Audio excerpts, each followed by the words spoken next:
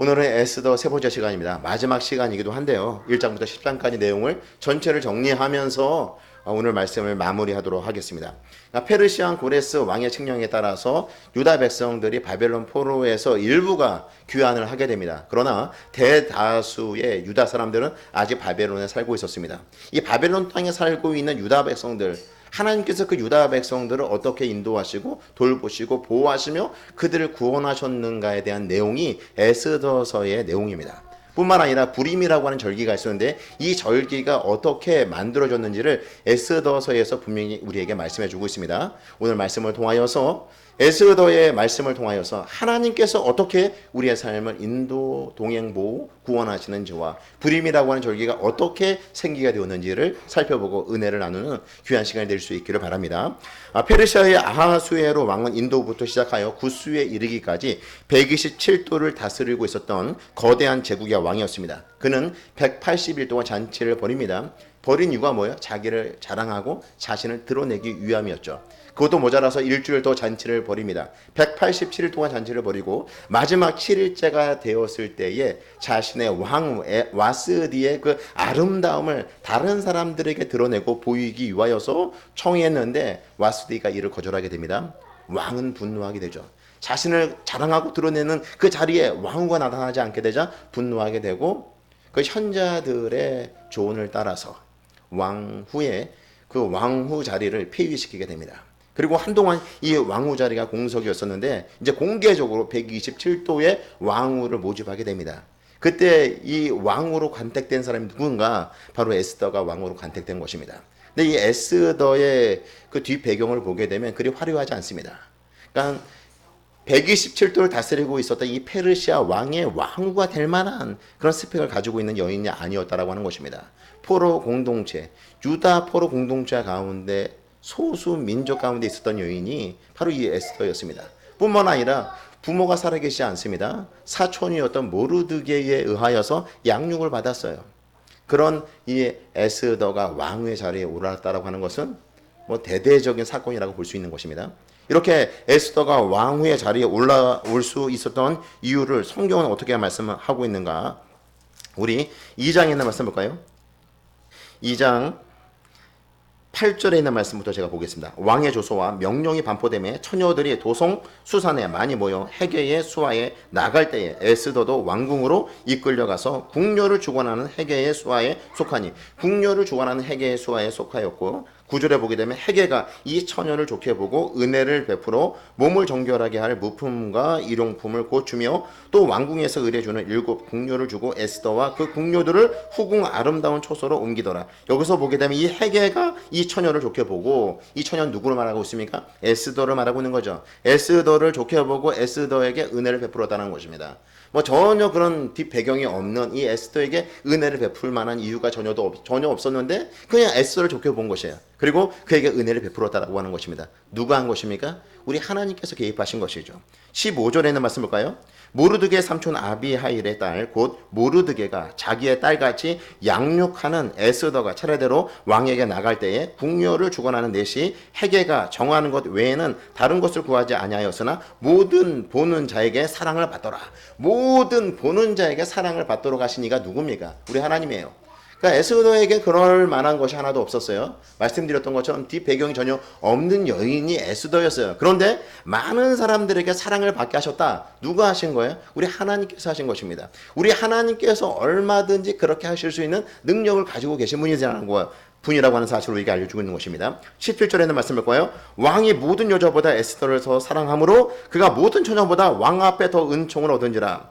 모든 여자보다 에스더를 이 왕이 더 사랑한 거예요. 그래서 모든 처녀보다 왕 앞에 더 은총을 얻은지라. 왕 앞에 은총을 얻어서 왕후가 될 수 있었다라고 하는 거예요. 그것은 하나님께서 하신 일이다라고 하는 것을 분명히 우리에게 말씀해주고 있는 것입니다. 성도 여러분, 에스더에게 어떤 스펙도 없었어요. 그 가지고 있는 어떤 뛰어남이라든 이런 거, 뭐 당시에 얼마나 많은 여인들이 127도에 있었을까요?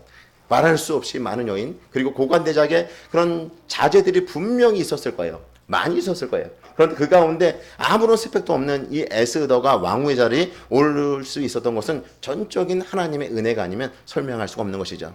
이런 에스더의 모습을 바라보면서 나도 이런 사랑받는 자가 되고 싶은데, 많은 사람들에게 사랑을 받고 싶은데, 많은 사람들로부터 인정을 받고 싶은데, 이런 마음이 우리에게 들지 않습니까? 그런데 우리 하나님께서 우리를 이미 인정해 주셨다라고 하는 것입니다. 죄와 허물로 죽었던 자들이었습니다. 인간의 노력과 열심으로 어떤 우리가 자격을 갖춘다 하더라도 하나님의 자녀가 될 수 없는 자들이었습니다. 그런데 예수 그리스도 안에서 예수님께서 십자가에 달려 죽으시고 다시 부활하심으로 그것을 믿는 저와 성도 여러분들을 하나님의 귀한 자녀로 만들어 주셨다라고 하는 것입니다. 은혜 받을 만한 것이 조금도 없는 우리에게 은혜를 베풀어 주셔서 하나님의 귀한 자녀가 되게 하셨다라고 하는 것이죠. 이와 같은 사실을 우리가 인정한다라고 한다면 날마다 우리의 삶 속에는 감사가 차고 넘쳐야 될 것입니다. 허물과 죄로 죽었던 우리가 다시금 살아서 하나님의 귀한 자녀가 되었다고 한다면, 그리고 생명의 말씀을 붙잡고 이 말씀을 붙잡고 하나님이 주신 그 은혜 공급을 받으며 삶을 살아갈 수 있는 존재가 되었다고 한다면 그것만으로도 우리의 삶에 충분한 감사가 넘치는 삶이 될 수 있다고 하는 것입니다. 저와 성도 여러분의 삶 속에 감사가 있습니까? 하나님 주신 은혜 때문에 기쁨이 넘치고 있습니까? 아니면 내 삶의 형편을 바라보면서 원망하고 불평하며 누군가를 탓하며 삶을 살아가고 있습니까? 하나님께서 우리에게 베풀어 주신 이 가장 값진 은혜, 우리에게 베풀어 주신 이 구원의 은혜, 하나님과 연결되고 생명이 공급되어진 이 은혜 가운데 우리를 거하도록 허락하신 하나님의 은혜를 잊지 말고 늘 감사하는 삶을 살아가시는 저와 성도 여러분 모두가 되시기를 주의 이름으로 축복합니다. 이제 3장에 보게 되면 이 하만이라고 하는 사람이 등장해요. 이 하만은 어떤 사람이었는가? 아각 사람이었습니다. 다시 말씀드리면 아말렉 사람이었습니다. 이 아말렉 사람, 하만이라고 하는 사람이 왕 나은가는 높은 자리에 올라가 있었는데 왕이 명령을 내립니다. 이 하만에게 모든 사람들이 무릎을 꿇어라, 그에게 절을 하라, 이런 명령을 내린 거예요. 그런데 이 명령에 누가 순종하지 아니하는가? 모르드게가 순종하지 않아요. 유다 사람이었던 모르드게가 이 하만에게 절을 하지 않습니다. 그런데 이 유다와 이 아말렉과는 오랜 동안에 이 갈등이 있었습니다. 출애굽기 17장에 보게 되면 그들과의 전쟁이 있지 않았습니까? 출애굽기 17장에 있는 말씀을 제가 읽어드릴게요. 출애굽기 17장 14절부터 16절에 있는 말씀입니다. 여호와께서 모세에게 이르시되 이것을 책에 기록하여 기념하게 하고 여호수아의 귀에 외워 들리라. 내가 아말렉을 없이하여 천하에서 기억도 못하게 하리라. 모세가 제단을 쌓고 그 이름을 여호와 니시라 하고 이르되 여호와께서 맹세하기를 여호와가 아말렉과 더불어 대대로 싸우리라 하셨다 하였더라. 아말렉과 대대로 싸우리라. 이렇게 아말렉을 미워한 이유가 있습니다. 신명기 25장 17절에서 19절에 있는 말씀입니다. 너희는 애굽에서 나오는 길에 아말렉이 내가 행한 일을 기억하라. 곧 그들이 너를 길에서 만나 내가 피곤할 때에 내 뒤에 떨어진 약한 자들을 쳤고 하나님을 두려워하지 아니하였느니라. 그러므로 내 하나님 여호와께서 내게 기업으로 주어 차지하게 하시는 땅에서 내 하나님 여호와께서 사방에 있는 모든 조건으로부터 내게 안식을 주실 때에 너는 천하에서 아말렉에 대한 기억을 지워버리라. 너는 잊지 말지니라. 아말렉에 대한 이 기억을 지워버리라고 말씀하셨다라고 하는 것입니다. 그러니까 이 아말렉과 더불어서 우리 하나님께서 영원히 대대로 싸우시겠다라고 말씀하고 있는 것입니다. 그런데 지금 오늘 말씀을 보시게 되면 이 아말렉 사람 하만과 유다 사람 이 모르드게가 만나게 된 것이죠. 오래 전부터 이 민족적 앙금을 가지고 있는 두 민족의 지도자들이 만났다라고 볼 수가 있는 것입니다.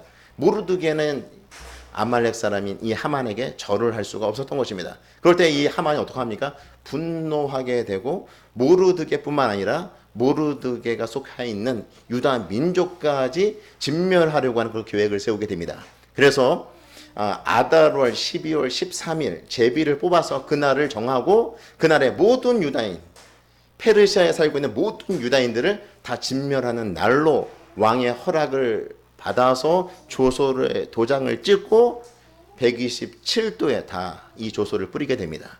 그러니까 이제 유다는 12월 13일 이 제비를 뽑고 이 조소가 기록되어진 날을 보게 되면 1월 13일 날 제비를 뽑아서 약 11개월 후면 유다 전체가 진멸될 그런 위기를 맞닥뜨리게 된 것입니다.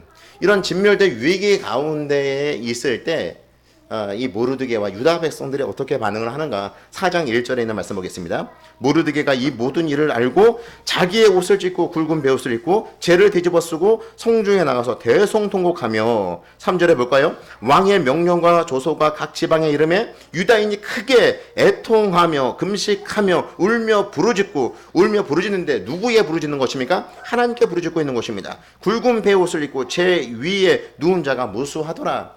절체절명의 위기 상황 가운데 있을 때 이들이 선택한 방법은 하나님 앞에 기도하는 것입니다. 하나님께 매달리는 것이었습니다. 성도 여러분, 모든 사람들이 어려운 일을 당할 때 하나님께 매달릴 것으로 우리가 생각하지만 그렇지 않아요. 평상시에 기도하고 평상시에 하나님과 인격적 관계 속에서 우리 하나님이 어떤 분이신가를 삶 속에서 경험한 자만이 이런 위기 상황 가운데에서 하나님께 매달릴 수 있는 거예요. 하나님께 모든 것을 맡길 수 있다라고 하는 것입니다. 하나님과의 어떤 인격적 친밀한 교제가 전혀 없는 상태에서 위기를 맞닥뜨리게 될 때 사람들은 어떻게 반응합니까? 멘붕이 오는 거죠. 믿지 않는 사람들도 마찬가지예요. 내가 최선을 다해서 열심히 살았는데 나에게 왜 이런 일이 벌어진 거야? 나에게 왜 이런 힘든 일이 생긴 거야? 멘탈이 완전히 붕괴되는 그런 일들이 벌어지지 않습니까? 근데 믿는 자들은 평상시 평안할 때 그다지 큰 문제가 없을 때도 하나님께 기도하며 하나님과 인격적 관계를 유지하며 우리 하나님이 어떤 분이신가를 경험한 사람은 큰 위기를 맞닥뜨린다 하더라도 그 가운데에서도 하나님이 주신 은혜가 있는 것이죠. 하나님이 주신 평안이 있는 것이죠. 그래서 그 모든 문제를 하나님께 맡기며 나아갈 수 있다고 하는 것입니다.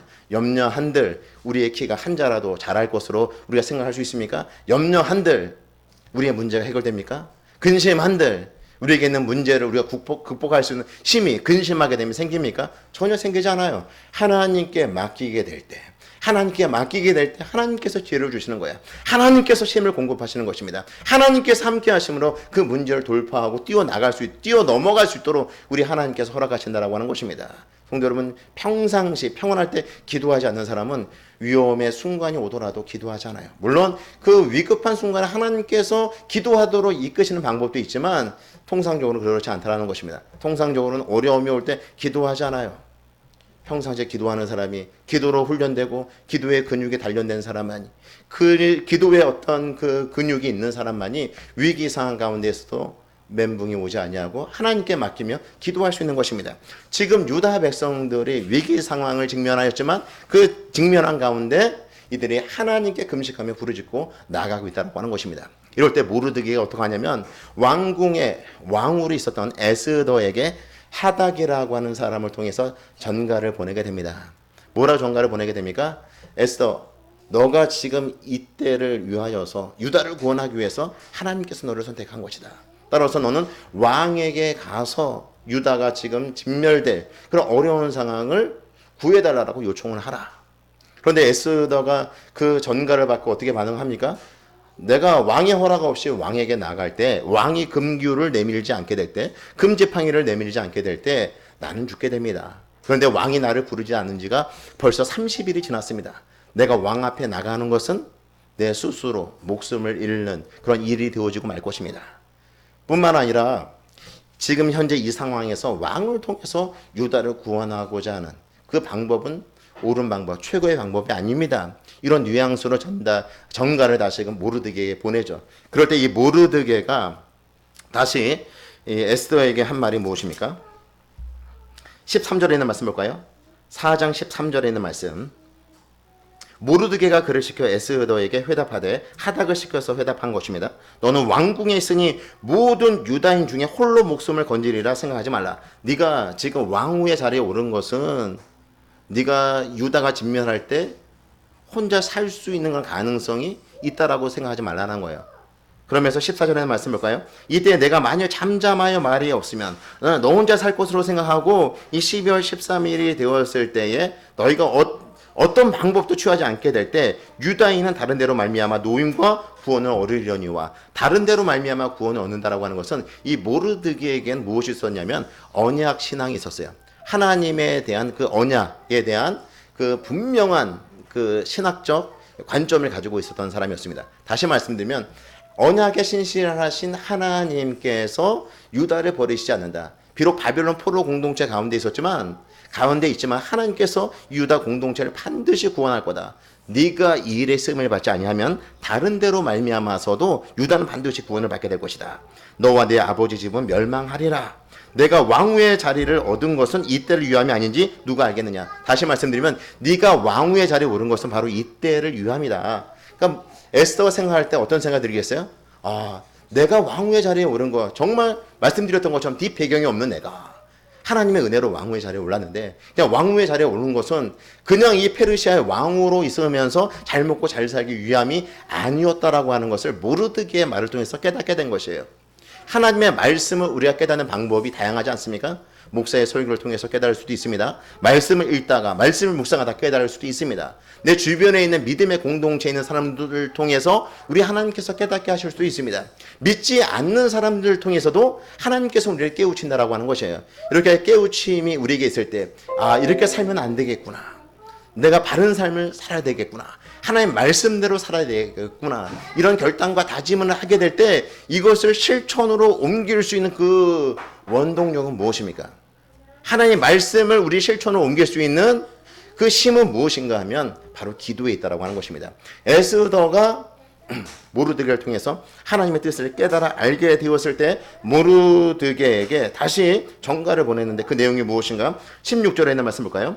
당신은 가서 수산에 있는 유다인을 다 모으고 나를 위하여 금식하되, 수산에 있는 그 왕의 도성이 있는 그 수산을 말하고 있습니다. 유다인들 다 모으고 나를 위해 금식하되 3일 밤낮 먹지도 말고 마시지도 마소서. 3일 밤낮 금식할 것을 요청합니다. 나도 나의 시녀와 더불어 이렇게 금식한 이후 에스더도 금식하겠다라는 것입니다.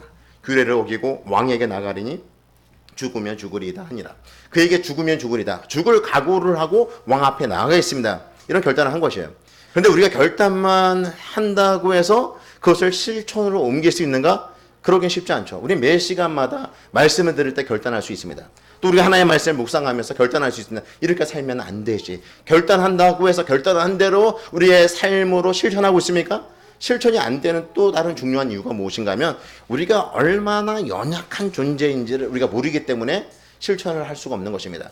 내가 하나님의 말씀을 듣고 은혜 받았다고 해서 우리가 즉각적으로 그 말씀에 순종할 수 있는가? 그렇지 않아요. 내가 이제 이 말씀 지켜야지, 내가 이 말씀대로 순종해야지, 이 말씀대로 살아야지, 사랑해야지, 미워하지 말아야지, 용서해야지. 내 스스로의 그 결단이 삶으로 실천할 수 있는가? 삶의 자리에서 실제로 그와 같이 내가 결단하는 것이 옮겨지는가? 그것은 별개의 문제라고 하는 것입니다. 우리는 우리 스스로가 얼마나 연약한 존재인지 분명히 알고 있잖아요. 그래서 기도해야 되는 거예요. 하나님, 이 말씀대로 내가 순종하기를 원합니다. 내 힘으로는 안 됩니다. 주의 성령께서 나를 도우셔서 이 말씀대로 순종할 수 있도록, 이 말씀을 지키지 아니하고는 견딜 수 없는 마음을 나에게 주시옵소서. 그래서 우리 성령의 도우심으로 우리는 말씀에 순종하는 그런 삶을 살아갈 수 있는 것이죠. 이렇게 에스더가 금식, 3일 밤낮 금식할 것을 수산에 있는 그 도성에 살고 있는 유다인들에게도 부탁하고 요청을 하고, 에스더도 친녀와 함께 3일 밤낮으로 기도하겠다라고 하는 것은 왕 앞에 나가서 왕 앞에 유다 백성을 구해 달라고 요청하는 것이 하나님의 뜻이지만 내 뜻대로는 안 된다라고 하는 것이에요. 내가 이런 결단을 하지만 실제로 왕 앞에 나가는 것은 많은 두려움이 있는 것이죠. 그래서 3일 밤낮 금식을 하는 거죠. 금식으로 기도하는 이유가 어디에 있습니까? 하나님의 힘을 공급받겠다는 것입니다. 하나님께서 주시는 지혜를 공급받겠다는 것입니다. 담대한 그 힘을 얻겠다는 것이죠. 하나님이 나와 함께 하심을 경험한다면 왕 앞에 나가겠다라고 하는 그런 결연한 의지가 이 에스더의 그 고백 속에서 우리가 볼 수가 있는 것입니다. 성도 여러분, 우리가 말씀대로 순종할 힘이 없습니다. 실제로 우리에게는 없어요. 그러나 말씀대로 살지 못하는 이유가 내가 기도하지 않아서인지, 내가 기도하지 않아서 그렇게 된 것이 아닌지를 우리가 반드시 점검해 봐야 돼요. 하나님은 우리에게 지킬 수 없는 말씀을 주신 적이 없습니다. 우리에게 지킬 만한 말씀을 주신 거예요. 우리가 성령을 의지하고 우리가 기도하고 또 이 말씀을 붙잡게 될 때 얼마든지 순종할 수 있는 말씀을 우리에게 주신 것입니다. 성도 여러분, 깨달은 말씀이 있다고 한다면, 정말 모든 일에 범사에 기도할 그 필요성을 우리가 느꼈다라고 한다면 기도하셔야 돼요. 말씀을 붙잡고 기도하셔야 돼요. 그럴 때 범사에 우리 삶에 있는 모든 문제를 우리 하나님께 알게 될 때 하나님께 능히 그 문제를 이겨나갈 힘을 하나님께서 우리에게 공급하신다라고 하는 것입니다. 내 힘으로 살아내면서 힘들고 지쳐서 아마 자빠지지 마시고요. 하나님을 철저하게 의지함으로 하나님이 주신 그 힘과 하나님이 주신 그 능력과 하나님이 주신 그 지혜로 삶을 살아가시는 저와 성도 여러분 모두가 되시기를 주의 이름으로 축복합니다. 이렇게 에스더가 3일 밤낮을 금식하고 왕 앞에 나가게 됐을 때에 왕이 어떻게 반응하는가 2절에는 말씀 볼까요? 5장 2절입니다. 왕후 에스더가 뜰에 선 것을 본즉 매우 사랑스러움으로 손에 잡았던 금규를 그에게 내미니 에스더가 가까이 가서 금규 끝을 만진지라. 이제 에스더가 살아난 거죠. 왕이 만약에 금규를 내밀지 않으면 에스더는 죽는 거예요. 근데 왕이 금규를 내밀었어요. 어떤 마음의 상태에서 이 왕이 금규를 내밀었는가? 매우 사랑스러워서 손에 있는 금규를 내밀었다라고 하는 것입니다. 3절에 볼까요? 왕이 이르되 왕후 에스더여 그대의 소원이 무엇이며 요구가 무엇이냐? 나라의 절반이라도 그대에게 주겠노라 하니 그대의 소원이 무엇이냐? 나라의 절반이라도 너에게 주겠다. 그래서 에스더가 바로 유다를 살려주십시오 이렇게 왕에게 요청한 것이 아니라 왕을 위해서 잔치가 준비되어 있사오니 하만과 함께 이 잔치에 와주십시오. 청하게 됩니다. 하만과 함께 초청된 자리에서 또 잔치에서 막 그 한참 잔치가 무르익을 때쯤 돼서 왕이 다시 한번 왕후에게 물어봅니다. 두 번째 물어보는 거예요. 내 소원이 무엇이냐? 나라의 절반이라도 주겠다. 그럴 때 에스더가 어떻게 반응하냐면 한 번 더 잔치를 벌일 테니까 그때에도 하만과 함께 와서 이 잔치를 충분히 즐기십시오. 이렇게 왕에게 요청하게 될 때 왕이 그렇게 하겠다라고 수락을 합니다. 근데 하만이 옆에서 보니까 어때요? 너무나 기쁜 거죠. 왕의 그 잔치에 자신이 자꾸 초대되니까 너무나 즐거운 거예요. 너무나 기쁜 거예요. 왕으로부터 인정받는 것뿐만 아니라 왕이 총애하고 왕이 사랑하는 에스더 왕으로부터도 인정을 받고 있으니까 너무너무 기쁜 거죠. 기뻐하는 마음으로 나가고 있는데 누구를 만나게 됩니까? 모르드게를 보게 된 거죠.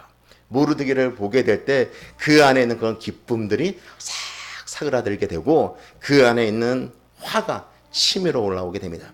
그래서 이 하만이 어떤 선택을 하게 되냐면 자기 집 앞에 높이 장대를 세우고 여기에 모르드게를 매달아야 되겠다 그런 생각을 하게 됩니다. 그리고 실제로 집 앞에 이 장대를 매달게 되죠. 성도 여러분 여기서 보게 되면 이 모르드게를 만나기 전까지 이 하만은 정말 기뻤어요. 왕으로부터 인정받고 왕으로부터 인정을 받는다라고 생각을 하니까 얼마나 기뻤을까요? 얼마나 기뻤어요. 그런데 그 기쁨이 누구로 인해서 다 사그라들었어요? 모르드게를 보는 순간 사그라들게 되고 그 안에 분노가 치밀어 올랐다라고 하는 것입니다. 성도 여러분 세상이 주는 기쁨이 이래요. 사람들이 나를 인정해주고 나를 존중해주고 내가 자랑하는 것에 대해서 막 박수 쳐주던 그 사람들이 있을 때 막 기뻐하는데 그것은 그냥 금방 사그라듭니다. 금방 시들어버리고 없어질 것입니다. 우리에게 시들지 않는 기쁨이 있어요. 그것은 하나님의 말씀을 가까이 할 때 하나님과 친밀한 관계 속에서 하나님께서 주시는 그 생명을 공급받을 때 그것은 사그라들지 않습니다. 그것은 시들지 않습니다. 그것은 끊임없이 우리에게 기쁨과 우리에게 생명을 공급하는 것입니다. 하나님이 주시는 그 진정한 기쁨을 가지고 삶을 살아가시는 저와 성도 여러분들이 되시기 바랍니다. 이렇게 하만은 모르드게를 죽일 장대를 높이 세우고 있었고 왕은 무엇을 하고 있었는가? 한밤중이 되었는데 잠이 오질 않습니다. 잠이 오지 아니할 때 왕은 역대 일기를 가져오라고 합니다. 그리고 역대 일기를 읽으라고 하죠. 근데 읽는 그 대목이 어디였냐면 모르드게가 왕을 구한 적이 있어요.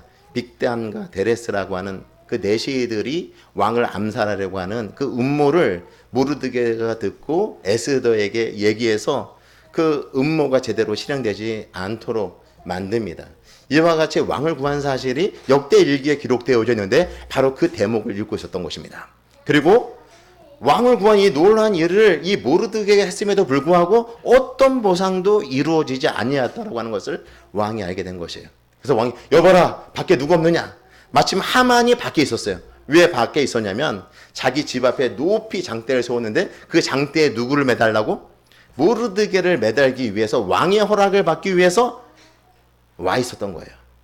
그래서 이 하만을 들라하고 하만에게 뭐라고 얘기하냐면 내가 존귀하게 여기는 자에게 뭔가 상을 베푸고 싶은데 어떤 좋은 방법이 없느냐. 하만이 순간 생각할 때 왕이 나를 존귀하게 하려고 하는구나. 왕이 나를 높이려고 하는구나. 이런 착각을 한 거죠. 그래서 이 하만이 뭘 얘기하냐면 왕이 쓰는 관을 쓰게 하십시오. 그리고 왕이 입는 왕복을 입게 하십시오. 그리고 왕이 타는 말을 타게 하셔서 성중에 다니면서 왕이 존귀하게 하려는 자는 이렇게 될 것이다 선포하게 하소서. 자식이 스스로가 왕이 되고 싶었던 거예요. 하만은 자신이 그렇게 계속해서 왕으로부터 존귀한 대접을 받다 보니까 왕의 자리까지 올라가고 싶었던 그 마음을 그대로 왕에게 아뢰었던 것이죠. 그때 왕이 뭐라고 얘기했냐면 모르드게에게 그렇게 하라.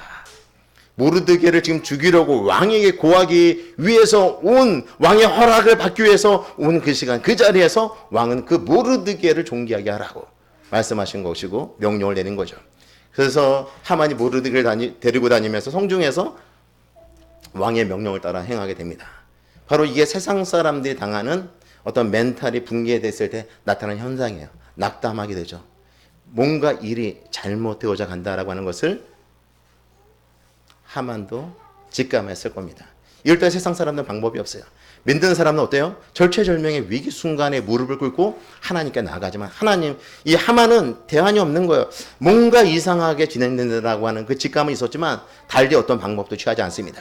그리고 나서 왕후가 베푸는, 에스더가 베푸는 그 잔치에 왕과 하만이 다시 초대되어지는데 그 장면이 에스더서 7장 1절에 있는 말씀입니다. 제가 읽어드릴게요. 왕이 하만과 함께 또 왕후 에스더의 잔치에 가니라. 2절 보겠습니다. 왕이 이 둘째 날 잔치에 술을 마실 때에 다시 에스더에게 물어 이르되 왕후 에스더여 그대의 소총이 무엇이냐 곧 허락하게노라. 그대의 요구가 무엇이냐 곧 나라의 절반이라 할지라도 시행하게노라. 세 번째 묻고 있는 거예요. 세 번째 그의 소원이 무엇인가. 에스더 너의 소원이 무엇이냐라고 묻고 있는 거예요.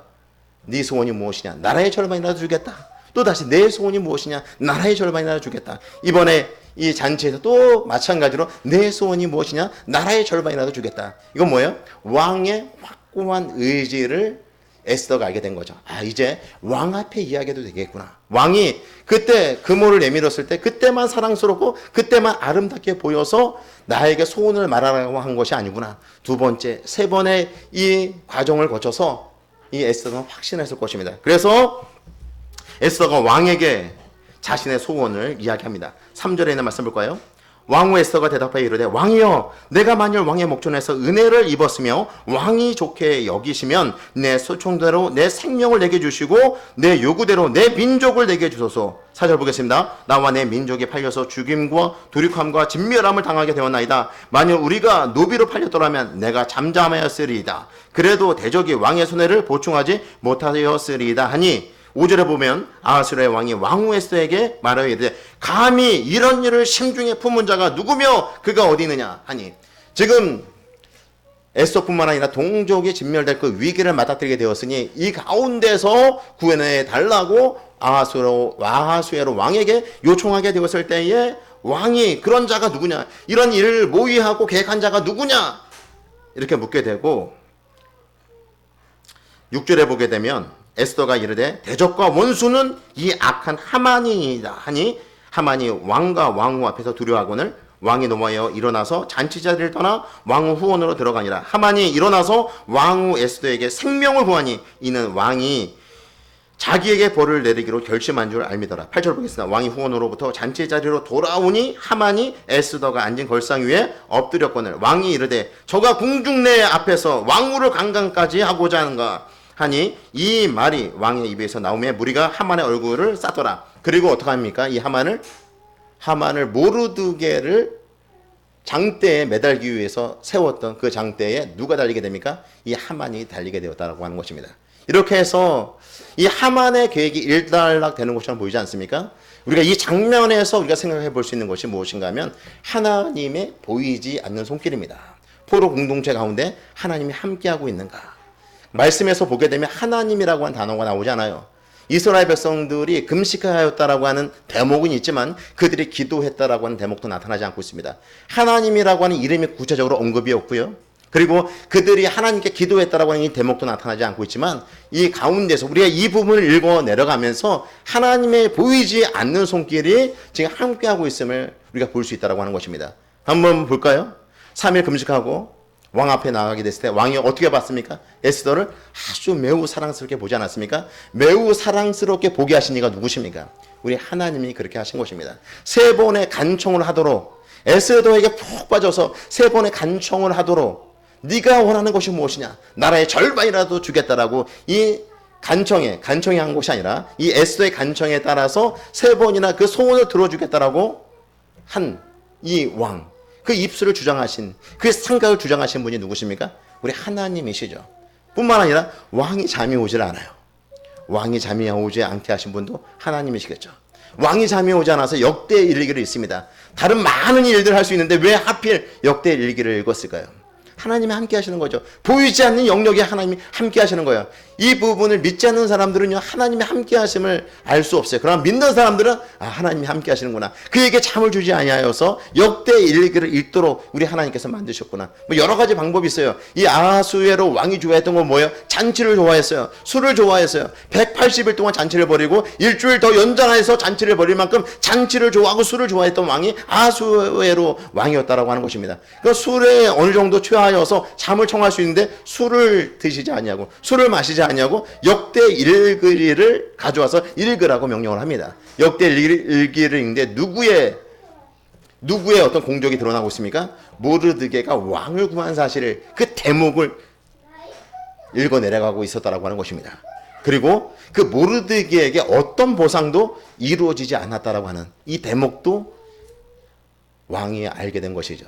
그래서 마침 하만이 왕궁에 들어온 것을 알게 되고 그에게 모르드게를 높이라고 이 아하수에로 왕이 말한 것 아닙니까? 이 모든 보이지 않는 이면에 누가 지금 이 모든 일을 역사하고 있는 것입니까? 우리 하나님의 손길이 개입하고 있는 것입니다. 사실 2장에 보게 되면 빅단과 데레스가 음모를 꾸며서 이 왕을 죽이려고 하는 이 계획과 음모를 모르드게가 에스더에게 알려서 에스더가 왕에게 알려서 그 모든 음모가 무위로 돌아가도록 만들지 않았습니까? 그때 보상이 이루어질 수 있어요. 그때 보상이 이루어졌으면 지금의 모르드게는 이 하만이 만든 장대에 달릴 수가 있겠죠. 그때 보상이 이루어지지 아니하였기 때문에 오히려 지금 왕이 하만을 통해서 이 모르드게를 높이는 장면을 우리가 볼 수 있는 것입니다. 하나님의 보이지 않는 손길은 그렇게 움직이는 거예요. 내가 선한 일을 많이 하고 내가 정말 하나님 말씀대로 순종하며 손해를 보면서 억울한 그런 삶을 살아갈 때 당장 보상이 이루어지지 않는 것처럼, 하나님께서 잠잠하는 것 같고 하나님께서 전혀 일하시지 않는 것처럼 느껴지는 그런 순간들이 있습니다. 그런데 하나님께서 하나님의 때에, 가장 좋은 때에 최고의 것으로 우리에게 응답해 주신다라고 하는 것을 오늘 말씀을 통해서 우리에게 알려주고 있는 것입니다. 하나님의 보이지 않는 손길, 우리 하나님은요 선한 목자가 되시는 분이십니다. 때로는 사망의 음침한 골짜기를 지나가는 것 같지만 그 길에도 우리 하나님께서 함께 하세요. 그 음침한 그 골짜기 너머에 푸른 초장과 푸른 풀밭이 있기 때문에 하나님께서 우리를 붙잡고 그곳으로 가는 것입니다. 그곳 너머에 푸른 초장이 우리를 기다리고 있다고 하는 것입니다. 선한 목자 대신 그 하나님의 손길이 늘 우리와 함께하고 있다라고 하는 사실을 잊지 않고 기억하는 저와 성도 여러분 모두가 되시기를 주의 이름으로 축복합니다. 우리 갈라디아서 6장 9절 10절에 있는 말씀을 제가 읽어드리겠습니다. 우리가 선을 행하되 낙심하지 말지니 포기하지 아니하면 때가 이름에 거두리라. 선을 행하다 낙심할 때가 많아요. 열심히 하나님을 의지하고 부르짖어 기도하는데 응답이 안 될 때가 있어요. 그럴 때라도 포기하지 말라는 것입니다. 때가 되면 거두리라. 따라해 보시겠어요? 때가 되면 거두리라. 한 번 더 해볼까요? 때가 되면 거두리라. 자녀에 대한 문제도 마찬가지예요. 자녀를 위해서 오랜 시간 동안 기도했는데 자녀가 돌아오지 않을 수도 있습니다. 우리가 기도하는 그 기도 제목들이 많이 있는데 기도 제목들이 어떻게 이렇게 열매가 맺혀지지 않을 수가 있어? 이렇게 결실이 안 될 수가 있어. 이런 생각을 가질 수가 있지만 그건 내 생각에 지나지 않는다는 것입니다.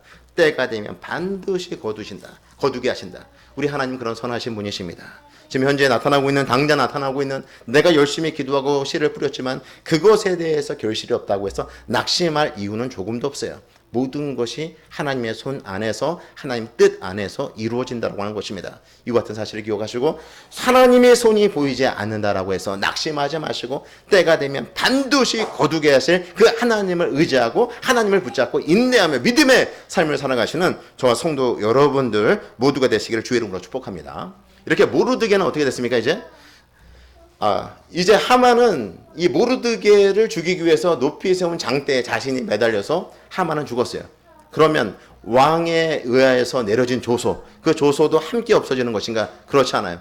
하만이 왕의 인장을 가지고 조소에 찍어서 127도에 내보냈던 12월 13일, 아달월 12월 13일이 되면 유다를 진멸한다라고 하는 그 조서는 여전히 유효한 상태에 있었던 것이죠. 하만은 죽었지만 왕의 조서는 살아있는 거예요. 그러니까 12월 13일이 되면 유다는 대적들에 의하여서 진멸될 위기는 여전히 맞이하고 있었던 그런 상황 가운데 있었던 것이죠. 그래서 에스더는 왕 앞에 위험을 무릅쓰고 다시 한번 나가서 진멸될 유다를 구원해 줄 것을 요청합니다. 왕이 내린 그 조서를 철회해 줄 것을 요청하지만 왕이 한번 내린 그 조서는 철회할 방법이 없는 것이에요. 그래서 왕이 어떤 대안을 제시하냐면 유다인의 뜻대로 조서를 작성하고 왕의 인장 도장을 찍어서 127도에 다시 그 조서를 보내라고 이야기를 하죠. 그래서 그 조서에다가는 무엇을 기록했냐면, 그러니까 유다 백성들이 속수무책으로 당할 수가 없으니까 자신의 어떤 권리를 지키고 대적들의 공격에 대해서 방어할 수 있는 그 권리를 보장하는 조서를 다시금 127도에 써서 내보낼 수 있도록 왕이 허락하였다고 하는 것입니다. 유다 백성들이 그 하만에 의하여서 만들어진 유다를 진멸하라고 하는 그 조서를 그들이 보는 순간 12월 13일은 그들에게 심판의 날이고 유다가 진멸될 날이고 유다가 멸망될 날이 아니었습니까? 얼마나 그들이 두렵고 떨림으로 하루하루의 삶들을 살아갔을까요? 그런데 새로 내려진 조서는 무엇입니까? 12월 13일이 되면 자기를 방어할 수 있으며 대적들을 오히려 공격하여서 진멸할 수 있는 그런 날이 되었으니 그들에게는 그 날이 기다려지는 날이 되었다고 하는 것입니다. 하만은 죽고 새롭게 지금 떠오르는 사람이 누굽니까? 모르드게였던 것이죠. 그래서 사람들이 유다 사람들이 되고 싶어하고 이제는 유다 사람들을 죽이는 것이 아니라 유다 사람들에 의하여서 내가 공격을 당할까봐 이 127도에 있는 사람들이 다 두려워 떨었다라고 하는 것입니다. 이 왕의 조소에 따라서 그날이 어떤 날로 바뀐 것이에요? 심판의 날, 죽음의 날, 진멸의 날이 그들에게 공포와 두려움의 날이 어떤 날로 바뀌었어요? 그들에게 구원의 날이 된 것이고 그들이 존귀하게 된 날이 된 것이고 그들이 승리하는 날이 되었다라고 하는 것입니다. 실제로 12월 13일이 되었을 때에 127도에 있었던 주변의 대적들을 제거하는 날이 되었고 수도 수산에서는 하루도 날을 얻어서 이틀 동안 이 대적들을 제거하는 날이 되었다라고 실제로 그와 같은 날들이 있었던 것입니다. 그래서 그날을 기념하여서 이스라엘 백성들이 지켰던 유다 백성들이 지켰던 절기가 부림절이죠. 이 부림절은 어떤 날입니까? 다시 말씀드리면 심판의 날이었는데 그날이 구원의 날, 승리의 날, 존귀하게 되는 날이었다. 이 은혜를 잊지 않고 기억하도록 하기 위해서 부림이라고 하는 절기를 그들이 지금까지 지키고 있는 것입니다. 부림이라고 하는 단어는 부르에서 나온 것인데 제비를 뽑다라고 하는 의미가 있는 것입니다. 그러니까 하만에 의하여서 12월 13일 날 유다 백성들을 진멸하려고 하는 그 제비를 뽑지 않았습니까? 그래서 생긴 날이 이 부림절이에요. 그러니까 부림절은 그들이 생각할 때 제비를 뽑아서 진멸할 그날이 그들에게 구원의 날이 되었다. 승리의 날이 되었다. 그리고 그들이 존귀하게 되는 날이 되었다. 이것을 잊지 않고 기억하도록 하기 위해서 이 절기를 지켰다라고 하는 것입니다. 하나님께서 베풀어 주신 그 놀라운 은혜를 잊지 않도록 하기 위해서 이들이 이 절기를 지킨 것입니다. 저와 성도 여러분들도 마찬가지예요. 우리도 죄와 허물로 죽었던 자들이었습니다. 우리에게는 영원한 심판, 최후의 심판을 통해서 영원한 불못으로 던져질 그런 인생들이 아니었습니까? 그러니까 최후 심판만을 남겨둔 심판과 더불어서 영원한 죽음으로 치닫는 인생일 수밖에 없는 존재가 바로 저와 성도 여러분들이었다라고 하는 것입니다. 그런데 예수님의 십자가 사건을 통해서 그 심판의 날이 최후 심판의 날이 우리에게는 구원의 날이 된 것이고 승리의 날이 된 것이고 우리를 존귀케 하는 날이 되었다라고 하는 것이죠. 이와 같은 사실을 우리가 망각하고 잊어버리고 삶을 살게 되면 우리는 세상에서 세상 사람들이 기뻐하는 거 기뻐하고 세상 사람들이 즐거워하는 거 즐거워하며 그런 삶을 살아갈 수밖에 없어요. 최후 심판이 우리에게 승리의 날이요, 우리에게 구원의 날이요, 우리를 존귀케 하는 날이다라고 하는 인식을 가지고 삶을 살아가게 될 때 이 땅에서 일어나는 일들 때문에 일비하면서 삶을 살아가지 않게 된다라고 하는 것입니다. 이 놀라운 구원의 은혜가 우리에게 있음을 늘 기억하며 늘 감사하는 마음을 가지고 삶을 살아가시는 저와 성도 여러분 되시기 바랍니다.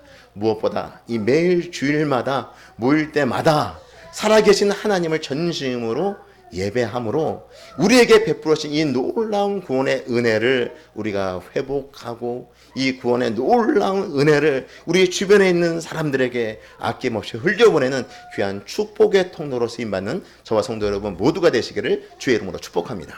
기도하시겠습니다.